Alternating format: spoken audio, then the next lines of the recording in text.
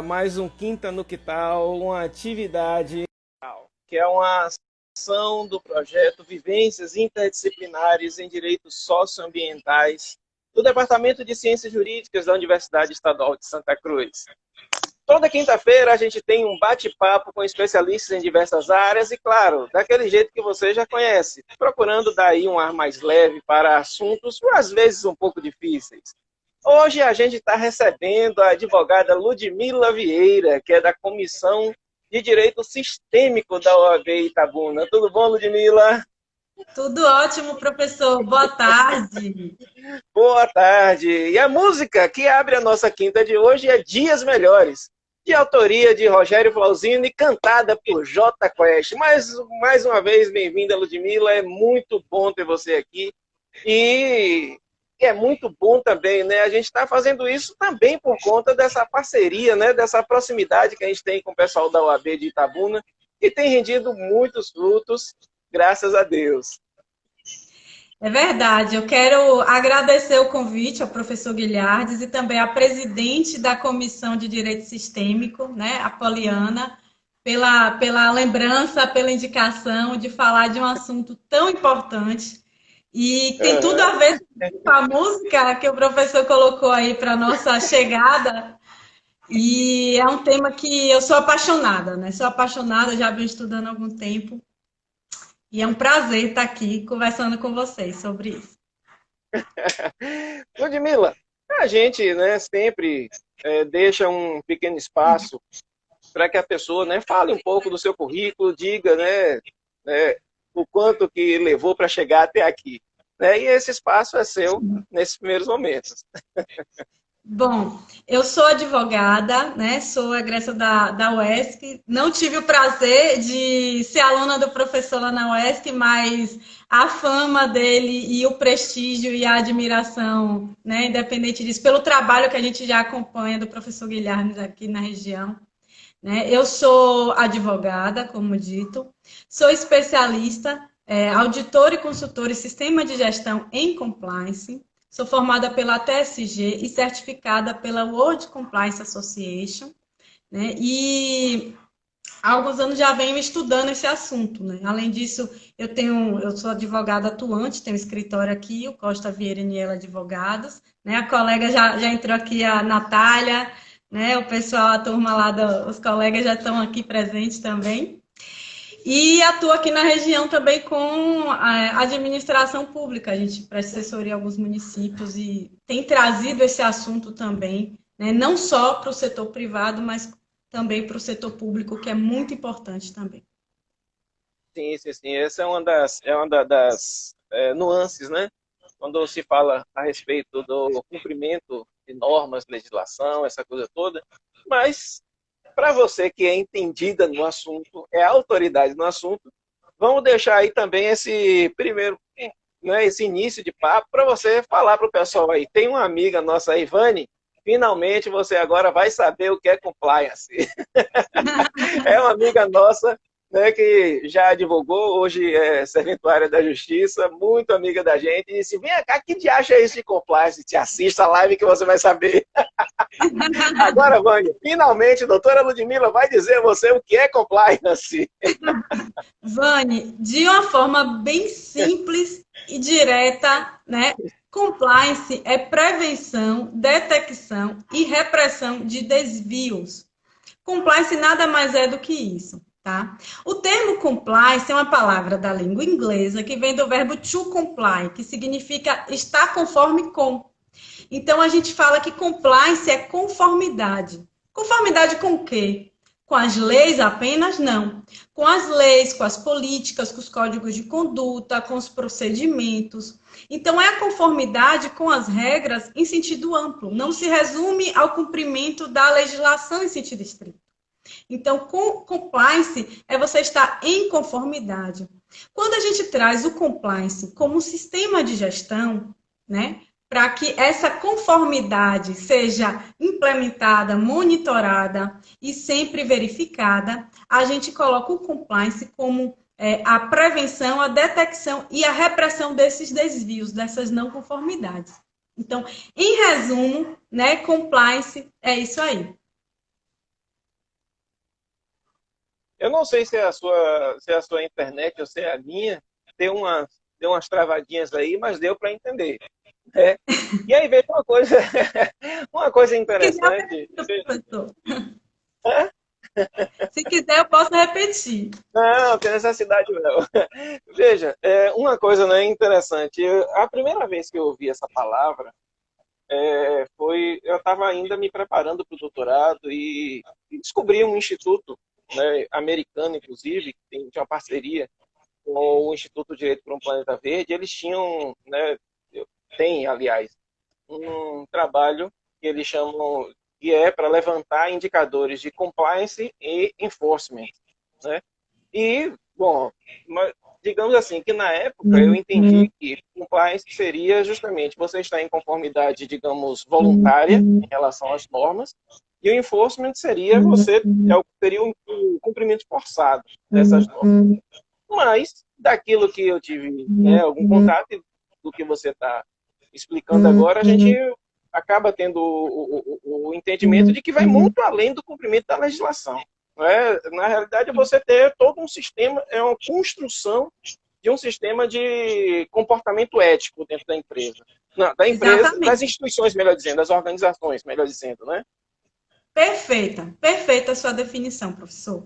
E o compliance não é uma novidade, ao contrário do que muita gente pensa, que é uma coisa recente, não é. Né? Só para trazer uma pincelada a respeito do histórico, né, do compliance. Compliance iniciou, né, na década de 60, 70. Né? Isso já vem sendo trabalhado nos Estados Unidos. Teve casos escandalosos, que é de conhecimento mundial, Watergate, um caso de uma empresa chamada Enron, caso da Samsung. São casos que envolvem desconformidades de mercado financeiro, de contabilidade, que geraram um tremendo dano financeiro para o mercado como um todo. Né? E as instituições perceberam que, se não houver o controle dessas normas, se não houver como exigir, como mapear e detectar esses desvios, né, de forma eficaz, todo mundo sai perdendo. Né? O custo da corrupção, né, como um todo, é um custo altíssimo para a sociedade geral. Né? Não é apenas, né, para aquele grupo ali, para aquele país. Né? Afeta o mercado como um todo. Então, assim, nos Estados Unidos a gente pode citar o FCPA, que é uma lei federal norte-americana, que estipulou controles financeiros, né, a serem implementados, que vem da década de 70. Né? O Brasil assinou alguns acordos internacionais, comprometendo-se também com a luta contra a corrupção, a difusão da cultura ética de alguma forma, e tem uma série de leis também no nosso país, de leis que vem tem a lei de lavagem de dinheiro, que já tem, né, um bom tempo, tem uma série de leis que já existem no nosso país, só que como sistematizar, né, como a gente visualizar a eficiência dessas regras. E um sistema de compliance, né, que eu vou falar mais um pouquinho aqui, né, do que é exatamente na prática, pode contribuir efetivamente para que a gente possa detectar onde essas normas não estão sendo cumpridas e remediar essas situações. Sim, sim, sim. E aí é justamente isso que eu gostaria que você começasse a falar também. Quais são as principais características, quais são as principais vantagens, né, da aplicação de um sistema de compliance dentro da organização? Você Vamos falou lá. aí, focou na questão, principalmente combate à corrupção, né? E aí, claro, entra também pela construção da imagem da organização. A imagem das organizações é um ativo financeiro, inclusive, né? Então, tem sido dado uma importância muito grande em relação a isso, não apenas em relação à questão da corrupção em si, mas também a danos ambientais, escândalos envolvendo, né, grandes desastres ambientais, causam um dano reputacional muito grande às empresas e que deve ser mitigado e monitorado a todo tempo. Então, para a gente, né, colocar as características, basicamente, o compliance está estruturado em 3 pilares, né? Na prevenção, na detecção e na repressão das não conformidades. Cada pilar desse tem uma série de, vamos dizer assim, de ferragens que vão dar, né, estrutura a cada um deles. Na prevenção, é muito importante o mapeamento e o gerenciamento de riscos. E aí é interessante para que cada tipo de organização vai ter uma natureza de riscos diferentes. Empresas que atuam, né, com grande risco ambiental têm que mapear seus riscos de compliance, seus riscos ambientais, assim como também os financeiros, reputacionais. Quem atua, né, com relações com o poder público tem uma série de outros riscos que devem ser identificados. Muitas organizações sequer têm conhecimento dos seus riscos. Então, ter esse monitoramento, a identificação e vamos dizer, a materialização dos valores dessa organização através de um código de ética. O código de ética não é algo que você baixa na internet, né, e distribui aí, toma aí, galera, vamos, né, ler nossos... É que nem, eu digo, que nem valores, missão e visão da empresa que fica na parede e o funcionário se perguntar não tem nem noção.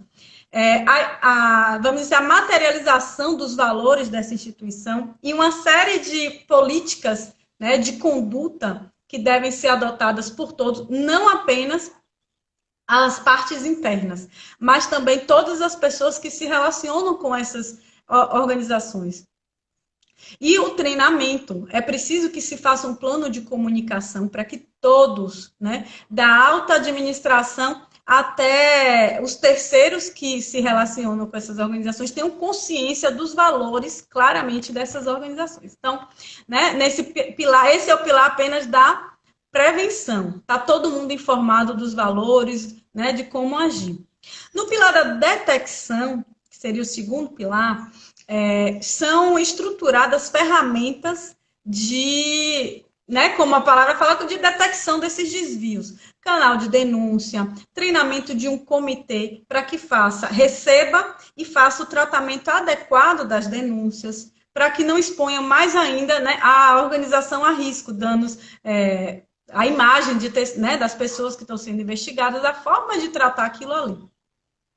E canais de denúncias que podem ser implementados de diversas formas, né? É muito importante que seja possível um canal de denúncia auditável, né, se possível, externo à organização, e que as pessoas possam fazer denúncias anônimas, não apenas fazer, né, denúncia identificada. Às vezes as pessoas falam, na minha empresa tem uma caixinha de sugestões, né? Mas muitas vezes você identifica quem está ali colocando o papelzinho na caixinha de sugestões. Às vezes coloca num lugar reservado, mas se é uma denúncia de um colaborador interno, né, denunciando um ato equivocado de um colega, né, ele vai saber. Então, é importante que seja um canal que dê essa possibilidade do anonimato. Mas isso não afasta a correta averiguação, né, do fato de se é verdadeiro ou não. E no pilar da repressão desses desvios, é importante que no Código de Conduta já esteja previsto e as pessoas já saibam, não precisa ser tipificado, né? Nem o Código, nossas leis penais conseguem ser tão detalhadas, mas que sejam expressos, né? E esteja claro para todo mundo que determinados desvios têm determinadas consequências.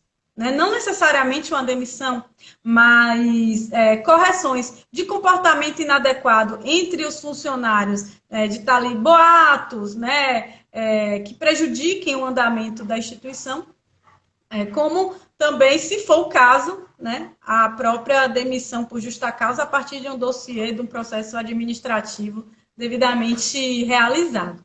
Então, basicamente, né, e cada uma dessas estruturas que eu falei, a gente pode conversar, né, passar horas aqui falando sobre compliance, sobre as complexidades e as possibilidades de cada um desses vergalhões, vamos colocar assim, né, de cada um desses vergalhões desses pilares, que devem, na verdade, ser instituídos de acordo com as características de cada organização. Como eu disse, um programa, eu não gosto nem de falar programa de compliance, porque programa tem começo, meio e fim. Eu prefiro falar em sistema de compliance. A implantação é um projeto, né, que é implantado. No entanto, o sistema tem que girar eternamente, ele vai se melhorar com o tempo, ele tem que ser revisado e auditado periodicamente, para que os riscos sejam revisados, para que as medidas sejam adequadas, né, tempestivamente. Então, é um sistema que deve ser implementado de acordo com as características de cada organização. Né? Um código de ética pronto, descido da goela abaixo, né, não vai ser efetivo. É preciso ver realmente quais são os valores daquela organização, porque não adianta você colocar no papel uma coisa que nem a alta gestão da empresa vai cumprir. Então, vira letra morta. Né? E um ponto fundamental e é indispensável em qualquer situação para um efetivo sistema de compliance é o que a gente chama de tom from the top, que é o apoio da alta administração. Sem o apoio efetivo, não é apenas o apoio moral, é o apoio efetivo, né? Com disponibilização de orçamento, por menor que seja, disponibilização de um funcionário para ser o responsável, para ser aquela pessoa que vai comunicar, vai fomentar a cultura ética dentro daquele ambiente, é muito importante. Porque não adianta você criar um código de ética e conduta, né? Treinar e não haver realmente esse treinamento, não haver essa efetivação. Chega uma denúncia e essa denúncia morre no canal. Né? Então, com o tempo, os próprios envolvidos vão ver que não serve para nada e que vai poder continuar agindo da forma que, né, vem sendo feito. Então, é um programa que tem que ser personalizado. Tá? E os benefícios, né? Que benefícios um programa de compliance pode trazer? Eu falo que o compliance é um investimento. Né? Um investimento que reduz, só para começar, isso é uma informação que... Né? Vocês podem ter acesso até no Google, o índice de que muitas empresas de consultoria financeira vêm apontando e vem crescendo a cada ano, é que 5% do faturamento bruto de toda e qualquer empresa se perde com fraudes. De furtos de materiais do almoxarifado, por exemplo, né? Não cumprimento da carga horária devida, e uma série de situações, empresas que lidam com o poder público, com o setor de compras, que beneficiam determinado, né, fornecedor, que não é realmente o melhor para aquela organização, uma série de situações que fazem com que 5% do faturamento bruto de toda e qualquer instituição se perca com fraudes. No poder público, esse índice pode chegar, né, é muito maior, né, do que 5%. Então, de ter um programa efetivo, já reduz essa perda do faturamento. Além disso, a melhora no ambiente de trabalho é visível, né, com pouco tempo que já começa a rodar um programa de compliance, né, bem implementado nas organizações.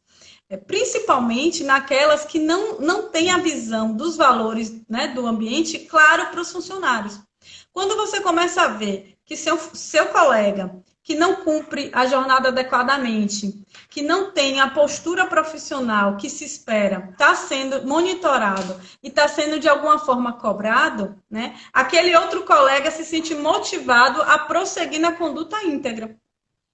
E não apenas a ética em relação à questão de corrupção, de furto, de roubo, mas também a conduta ética em relação aos procedimentos. A gente sabe que empresas, organizações que têm uma operação muito complexa, têm uma série de normativas que devem ser seguidas internamente, né? Trazendo para o meio ambiental, né? Para a esfera ambiental, é importante quando a gente pensa numa tragédia, né, como aconteceu em Brumadinho, que se houvesse, né, formas de monitoramento, uma forma mais efetiva de que autoridades tivessem conhecimento toda a cadeia que se deu para gerar aquele resultado, talvez muitas vidas poderiam ter sido, né, poupadas.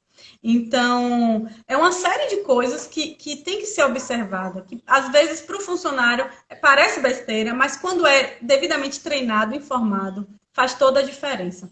Além disso, também é importante quando a gente traz a conscientização. O comportamento ético, né, é importante e é importante de ser trazido à tona, porque me fugiu agora o nome dessa teoria, mas que as pessoas têm um comportamento pendular, né? 20% são naturalmente éticas, né, corretas, 20% são naturalmente né, vamos dizer assim, mau caráter, e o restante tem esse comportamento pendular, que vai se comportar de acordo com a oportunidade, aquele, né, ditado que a ocasião acaba fazendo o ladrão. E quando essas pessoas são devidamente orientadas, né, você consegue conquistar um comportamento íntegro dessas pessoas e fomentar a cultura de integridade, né, não apenas naquela né, visão profissional da função dela ali, mas abre a mente dessa pessoa para a conduta ética como um todo, né, o seu papel na sociedade. Então, assim, os benefícios vão além do benefício financeiro.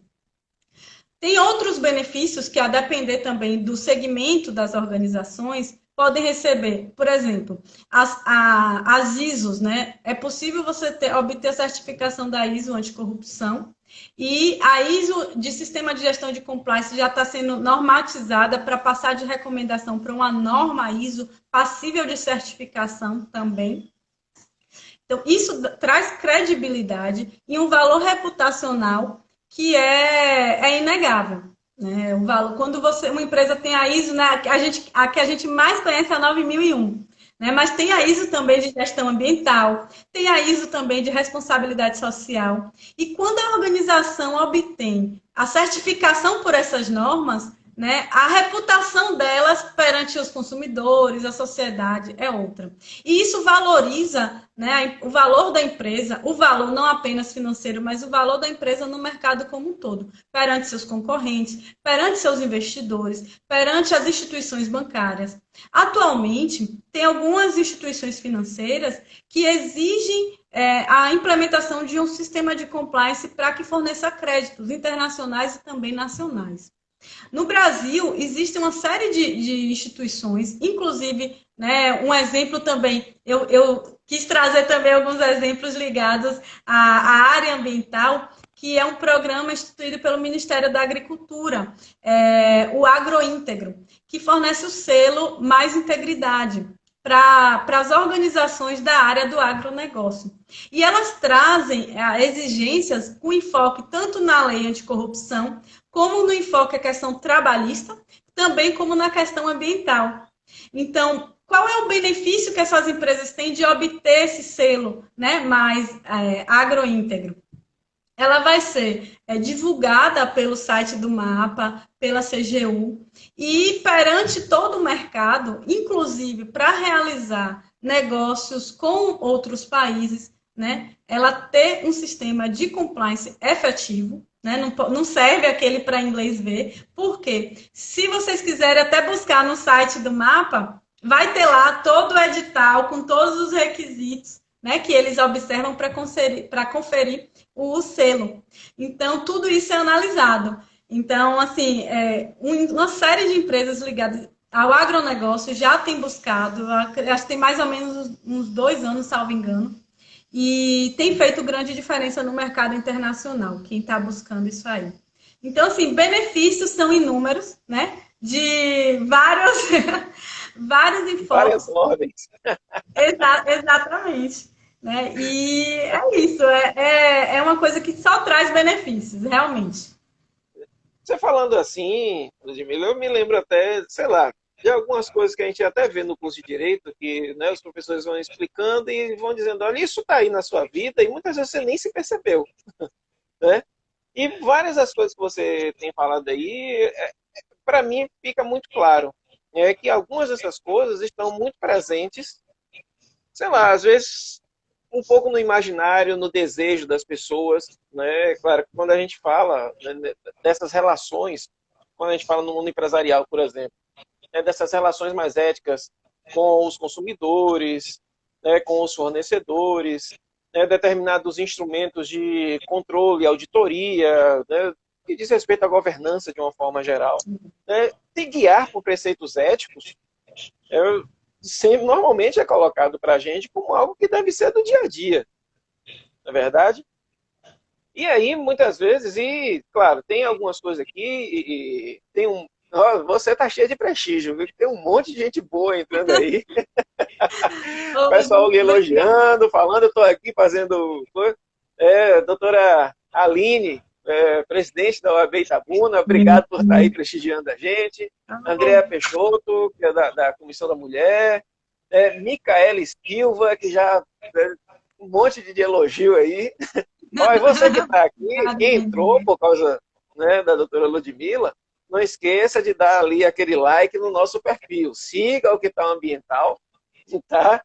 E você vai fazer um bem enorme para a gente. E Rafael Freire, que é um grande professor, né, da área de Direito Administrativo e agora está, né, se tornando uma autoridade na área, né, de proteção de dados. Ele fez aqui 2 comentários bastante interessantes, né? Ele falou aqui: a identificação e gestão dos riscos é um fator muito crítico, sobretudo se existe uma cultura de esperar os erros para só depois entrar em conformidade.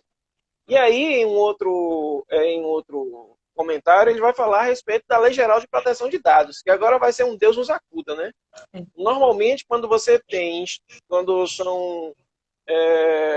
são aprovados e publicados determinados instrumentos, né, de conformidade, de melhor tratamento das questões, né, não só aqui especificamente em relação à proteção de dados, você falou muito bem a respeito das questões ambientais e da conformidade, né, com os preceitos de sustentabilidade. Normalmente as pessoas vão querendo empurrar.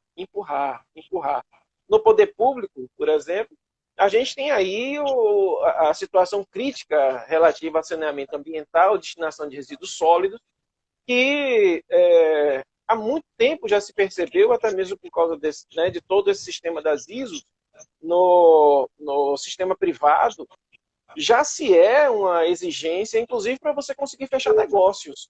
Né? Determinadas empresas, elas só fecham negócios, principalmente com parceiros internacionais, se ela estiver em conformidade com uma série de normas que surgem no âmbito privado, muitas vezes normas técnicas, não normas jurídicas. Né? E no Brasil, para mim, parece muito patente que essa cultura não pegou ainda no geral. Né? E quando a gente fala em compliance, e aí eu queria que você falasse um pouquinho a respeito disso, dá-se a impressão de que é uma coisa só para as grandes empresas. Eu sou um pequeno empresário, um pequeno comerciante, eu não preciso me preocupar com isso. Parece que isso está meio arraigado na cultura. Não sei se você tem essa percepção. Sim. Também. Sim, verdade, professor. O compliance visa justamente mudar a cultura, né? Aculturar aquela organização para condutas éticas de acordo com seus próprios valores.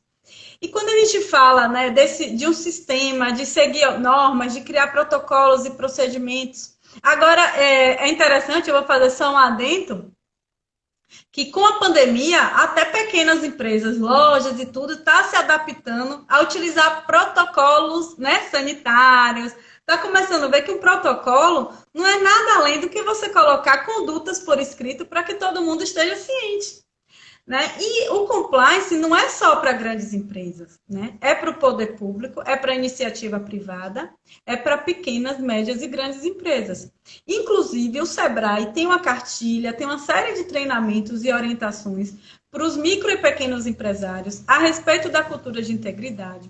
Porque, além de todos os benefícios, né, que eu já coloquei, a lei anticorrupção prevê, é uma lei de 2013, e prevê que as empresas que tiverem relacionamento com o poder público e de alguma forma causar alguma lesão, algum ato, né, contra o poder público, vai ser punida, sim, objetivamente, com pena pecuniária e o que a gente chama também de sanção vexatória, né?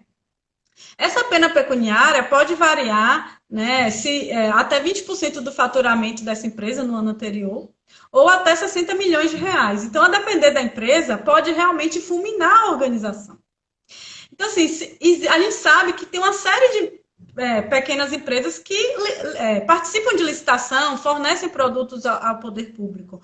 Em diversos estados e cidades brasileiras, já está havendo a exigência legal de ter um programa de integridade na empresa para poder contratar. Então, muitas empresas, né, médias e de pequeno porte têm corrido para poder implementar um programa de compliance porque elas participam de licitação e tem se tornado uma exigência cada vez maior. Então, assim, é uma exigência, né, para todo e qualquer tipo de empresa. As pequenas e médias empresas que não quiserem perder a oportunidade de negócios precisam estar alinhadas, né, com essa nova cultura que, né, tem que ser olhada. Não pode achar que é só para o grande, né, é para todo mundo, realmente. Ludmila, tem uma pergunta, né, que o Samuel, que é o nosso Sim. cursista da área de comunicação, ele pergunta: como aplicar o compliance em organizações privadas que se envolvem com corrupção junto à polícia? E aí eu vou, inclusive, pedir um help aqui, que a pergunta está aqui, tapando a cara da doutora Ludmila, e eu não sei como tirar. Melhorou? Samuel, pelo amor de Deus, você que fez essa pergunta aí, me socorra aqui no zap, que é para tirar esse negócio aqui da cara. Melhorou? Bom, a forma de implementar é a mesma. Quando a empresa já teve algum ato, já está sendo investigada, né, já há a possibilidade do que a gente chama de acordo de leniência, muitas vezes esse programa, os requisitos desse programa podem estar, né, muitas vezes estão, com alguns requisitos, alguns critérios estabelecidos no acordo de leniência. Então, quando a empresa, né, já está implantando um sistema de compliance para remediar uma situação como o envolvimento em atos de corrupção, né, e ela já está, vamos dizer assim, negociando um eventual acordo com os órgãos de controle, é importante que esteja atento, né, para cumprir esses requisitos. Mas a forma de implantação, assim, vamos dizer assim, o modus operandi praticamente o mesmo, né? O ruim de você buscar a implementação, né, num momento como esse é que você vai fazer, vamos dizer assim, com a faca no pescoço, né? E de uma forma que vai ter que ser muito mais rápida, você vai aplicar muito mais recursos de uma forma muito mais concentrada do que você fazer isso de uma forma planejada e paulatina, né? Quando você não tem essa necessidade premente. Certo. O pessoal está aqui me dizendo que clica e ela vai ter a opção de sumir. O meu não está dando essa opção. O meu também Ou não. arrasta para o lado, alguma coisa. Eu não estou conseguindo de jeito nenhum. Eu não sei. O Android, eu estou tomando uma tapa do Android aqui, terrível. Mas a gente vai tentando. Continua tentando. Eu estou com receio de sair. Não, não. Não saia não, pelo amor de Deus. Então, veja, uma coisa aqui que eu queria, né, saber de você, como é uma empresa qualquer, e principalmente, né, quando a gente fala das pequenas empresas, como é que ela implanta um sistema de compliance, né, um passo a passo, um pequeno passo a passo, né, para elas, né, para o pessoal, já que a gente está falando aqui, dos objetivos nossos aqui, dos nossos programas de quinta, Ludmila, é a gente, de alguma forma, instrumentalizar a sociedade em tempos de pandemia e se preparando para o pós-pandemia. Né? Então, quando a gente fala a respeito de compliance, conformidade, né, com valores éticos, então a gente acaba entendendo também que isso é importante, a gente precisa dizer para o nosso público como, né, se ajustar e como implantar um sistema de compliance. Enquanto Sim. isso, eu vou tentando aqui. Bom, a implantação, né, a pessoa pode, primeiro, ou se qualificar para ela própria realizar a implantação do programa na sua organização, isso através de mentoria, de cursos, ou contratar uma consultoria. Através de uma consultoria que vai realizar o passo a passo, né, e treinar a pessoa que vai ficar responsável pelo compliance dentro daquela organização. Quando a empresa, né, é bem pequena, a depender da sua operação, a depender da sua estrutura, porque é importante dizer também, professor, que o compliance é um projeto multidisciplinar, tá? Não é de atuação exclusiva de advogado, o advogado, né, pode plantar, tem mais facilidade com a questão do código de ética, por lidar melhor com normas, com leis, mas é importante que esse projeto seja pensado e implantado de forma multidisciplinar, que envolva, a depender da empresa, tem já um jurídico formado, tem já um setor financeiro, né? Já tem um fiscal de contratos, já tem uma série de setores e de profissionais que devem ser ouvidos e que devem pensar junto com o consultor aquele programa de compliance a ser implantado. Então, assim, ou a pessoa vai buscar um treinamento para que ela mesma possa realizar, ou contratar uma consultoria, tá? Né? Eu venho desenvolvendo também, né, nas duas modalidades, ou fazer a mentoria, porque muitas vezes a pessoa quer ser o que a gente chama de compliance officer, né? Quer ser o compliance officer da sua própria empresa. Então, a gente fornece a mentoria. Né? Ele já tem um programa implantado, não quer terceirizar o compliance officer, ele quer destacar um funcionário, né, que tem um perfil adequado para que atue. Então, o primeiro passo é ou contratar uma consultoria ou fazer a formação para que possa realizar. Então, assim, o segundo passo é fazer o mapeamento dos riscos. É importante que seja feito esse mapeamento para que seja, a depender do grau de risco, depender do apetite de risco de cada empresa e de acordo com os seus valores, elaborar o código de ética, o código de condutas. Tá? Com isso, vai ser feito um plano de comunicação para que todos sejam treinados e estejam cientes, né, dos valores e do código de conduta. Né? Ao final de cada treinamento, é importante que assine o ciente de acordo do código de ética, arquiva na pasta do funcionário, a partir dali não vai poder dizer que não teve conhecimento, que não foi treinado para aquilo.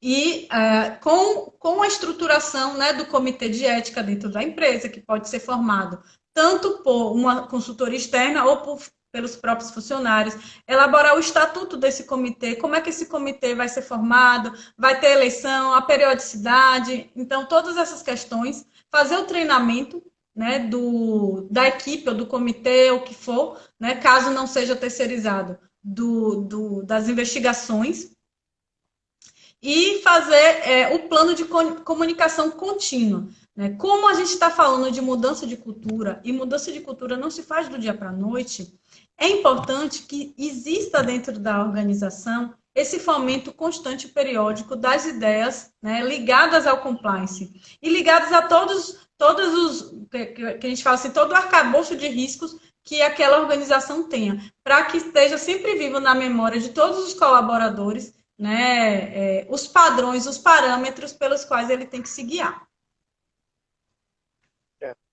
E daquilo que você falou, uma coisa importantíssima, né, o exemplo. É o exemplo que vem de cima. Né?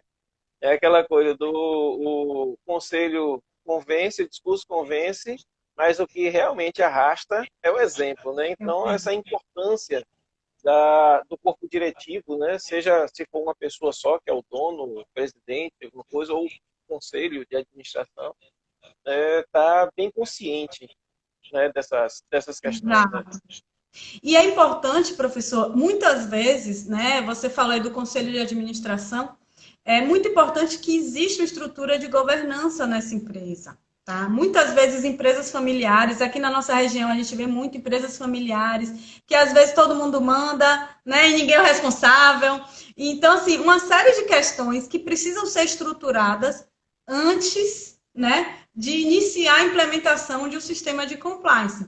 Então, a estruturação da governança corporativa tem que ser pensada assim, e também é um projeto que tem que ser personalizado. Né? Não existe aquela coisa de você pegar um modelo e tentar encaixar ali, porque pequenas e médias empresas têm uma realidade financeira, operacional, né? Diferente das grandes empresas. E tudo tem que ser pensado de acordo com a realidade, né, de cada situação. O pessoal de administração sempre ressalta muito a respeito do plano de negócios no momento de iniciar. Né? E que um dos pontos do plano de negócios é justamente esse diagnóstico, né, do que é a empresa, da que ela se destina, quem serão os seus parceiros, né, quem serão o perfil dos seus consumidores e dos seus fornecedores, essa coisa toda. Esse pode ser um pontapé importante, né? Ter esse exato diagnóstico do que é a empresa para você começar a formular isso, né? Exatamente. Daí a gente dá aquela forcinha para os administradores, Exato. nossos amigos administradores, É só fazer plano de negócio. Tem que ter, é muito importante que essa visão seja trazida, né? A gente não consegue, se a gente não entrar na empresa, não conhecer a realidade da empresa, com quem ela se relaciona, como ela se relaciona, né? Não vai ser efetivo. Né? Então, é preciso, sim, que essa visão do plano de negócios, com quem ela vai tratar, né? Que isso que vai traduzir os riscos, né? Os riscos vão advir de cada uma dessas circunstâncias. Professor, eu vou só aproveitar, mandar um abraço para o doutor Bento Lima, que deu tchau, e doutora Larissa também. Grande todas figura, Bento. Eu quero observar que hoje está sendo um dia riquíssimo para a gente, né? A subseção da OAB está fazendo um evento lindo da Maria da Penha. De manhã, a OAB Bahia também fez um evento brilhante. Então, está sendo muito especial o dia hoje com vocês. E agora de tarde, para terminar o dia com o professor Guilherme.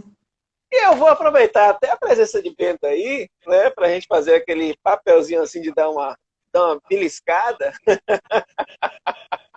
As eleições estão vindo aí, né, Ludmila? E aí, como é que a gente pega essa questão do compliance, a gente ajusta, a gente joga lá na administração pública, já que você falou, né? A gente acabou levando a conversa mais para iniciativa privada, mas você também ressaltou essa questão, né, do poder público. Né? Bento, grande secretário de administração do município de Ilhéus, estamos de olho. Verdade. Bom, o poder público, né? A gente tem duas frentes. O poder público pode, sim, implantar um programa de compliance, né? Para que, da mesma forma que gire dentro de uma empresa, gire dentro do poder público. Já existem leis, canais de ouvidoria, e uma série de ferramentas que já, em muitos municípios, muitos estados já existem, muitas organizações públicas, e podem ser utilizadas, podem ser adaptadas para isso. Né? Mas, assim, a criação ou, às vezes, a atualização, né, do código de conduta dos servidores, cada setor ter o seu. Inclusive, alguns tribunais de justiça, né, a doutora Milena, parceira nossa também, né, da Conceito Consultoria Compliance, entrou, já estão implementando, salvo engano, o Tribunal de Justiça de Minas Gerais implementou, foi de Goiás, mas... Né, alguns órgãos públicos já estão sim implementando, regulamentando, porque é importante que se diga que a lei da empresa limpa, ou também conhecida como a lei anticorrupção, né, trouxe a questão do programa de integridade para atenuar a responsabilização objetiva das empresas por atos contra a administração pública. Então, cabe a cada poder, cada esfera, né, em cada uma de suas esferas, regulamentar essa norma. Aqui na região, né, eu só tenho conhecimento do município de Itacaré que regulamentou, e salvo engano, Vitória da Conquista. Doutor Bento vai poder dizer se Ilhéus regulamentou a lei de corrupção aí, né? Então, assim, o poder público pode regulamentar para que ele possa administrativamente punir as empresas que, de alguma forma, lesar o poder público. Essa é uma frente que a administração pública pode atuar. Ou também legislando para que seja exigível, né, seja um pré-requisito para participar de licitações ou contratar com ele, a existência de um programa efetivo. Tá? Então, são dois pontos. Mitigar a responsabilidade eventualmente aplicada e poder participar, né, de contratos com o poder público. Além disso, ela pode implantar. Então, assim, o poder público tem um papel relevantíssimo nisso aí. Né? A gente tem um exemplo do nosso vizinho, né? Não sei se é um exemplo tão bom assim, mas lá na Argentina, né, eles fazem eles exigem também compliance no âmbito, exigência, né, também a implantação no âmbito do poder público. Aqui no Brasil ainda não é exigente, não se faz exigência, né? A gente faz, não é exigido. A gente recomenda e se não tiver, as consequências podem ser pior, mas não é uma exigência legal. Está se tornando, vamos dizer assim, reflexamente, através dessas leis de cada um desses órgãos que está exigindo um programa de integridade para que possa contratar com eles. Tem uma pergunta outra coisa, eu estava aqui concluindo e pensando no que eu queria falar no início e lembrei. Em relação às eleições, existem alguns projetos de lei, né, tramitando no Congresso, para que seja implantado, para que seja obrigatória a implementação de um programa de integridade no âmbito dos partidos políticos. Ainda não é lei, eu não tenho de cabeça, me perdoem, mas existem alguns projetos de lei, sim, nesse sentido, para que no âmbito dos partidos políticos sejam implementados. Então, enquanto não houver lei, não é obrigatório. No entanto, nós recomendamos que, embora não seja um programa de compliance conforme todos os requisitos que eu tratei, que no âmbito dos partidos políticos haja sim, né? Muitos já têm os seus estatutos, que têm sim algumas regras de conduta e de valores, que possa sim, não é exigência, mas se quiser pode sim realizar. Né? A instituição de um código de ética, o treinamento de todas as pessoas ali envolvidas, de acordo com as regras anticorrupção, e para que fique bem claro, né, o caminho que deve ser feito. A gente sabe que isso aí depende muito da vontade, né? Tem que ter o tom from the top. E a dificuldade que a gente vê, né, na maioria das vezes é essa, que a alta gestão das organizações muitas vezes não estão alinhadas com os valores, né, que a cultura ética, né, exige. Então, é uma coisa que a gente vai ter que, sim, continuar trabalhando para que, né, cada pessoa mude o seu comportamento e a gente possa melhorar, né, as coisas aí no futuro. Veja, a implantação de um sistema de compliance, como você falou, importa em uma mudança de cultura, né? E Samuel, novamente, né, traz um questionamento a respeito do malefício de resistir a essa transformação, né? Ele parte do pressuposto de que a maioria esteja com sistemas de compliance em operação. Aí eu não sei, né? Aí dependeria de um diagnóstico, alguma coisa assim. Mas queria que você falasse a respeito de possíveis malefícios, né? De não implantação, ou então simplesmente utilizar, né, no direito ambiental, na área ambiental, melhor dizendo, tem o greenwashing, né? Que é quando você faz a chamada propaganda verde, sem na realidade ter, né? Você só ter a capa e não a essência. E você, na sua experiência, você já viu acontecer isso em relação ao compliance? Empresas ou qualquer instituição que tenha uma capa de que tem um sistema de compliance para uma espécie de marketing social utilizando isso sem na realidade ter uma essência? Você já Na verificou isso? verdade, assim, não tive, mas assim, a gente pode ver, muitas vezes, às vezes eu fico fuçando, assim, grandes empresas, né, que tem nos seus canais, nos seus sites, o canal de denúncia, seus códigos de ética, né, a gente vê que alguns não tem o canal de denúncia, né, tem o canal de ética, mas não tem esse canal para você facilmente poder fazer essa informação para eles. Então, é uma série de coisas que podem ser melhoradas. Eu não sei, eu não enquadraria como que fosse, vamos dizer assim, um marketing, né, só para, né, para questão reputacional. Mas eu não teria. Mas não é incomum, né? A gente sabe que muitas vezes, né, as instituições se utilizam disso para tentar elevar o seu valor moral e quando na verdade não acontece. Por isso, né, a lei da empresa limpa prevê que o programa de integridade seja efetivo. E aí o governo regulamentou através de um decreto, né, o que é preciso para que esse programa de integridade seja considerado de fato efetivo. Então, não basta dizer. É uma série de requisitos que vai estar lá no decreto e vai dizer, eu não lembro, gente, também de cabeça. Sou péssima com essas coisas né? Mas se botar aí decreto que regulamenta a lei anticorrupção, vocês vão achar facilmente. E vai ter lá todos os requisitos, né, para que seja considerado efetivo um programa de compliance. E para as micro e pequenas empresas existe uma outra normativa que prevê requisitos mais simples. Então, assim, é importante dizer isso, né? Está regulamentado através de decreto o que deve ser exigido de um programa de integridade de uma empresa de grande porte e de micro e pequenas empresas. Isso mais uma vez, só corrobora a informação de que programa de integridade é para todo e qualquer tamanho de empresa, de instituição. Ludmila, a gente tem ainda uns minutinhos aí, 5, 6 minutinhos.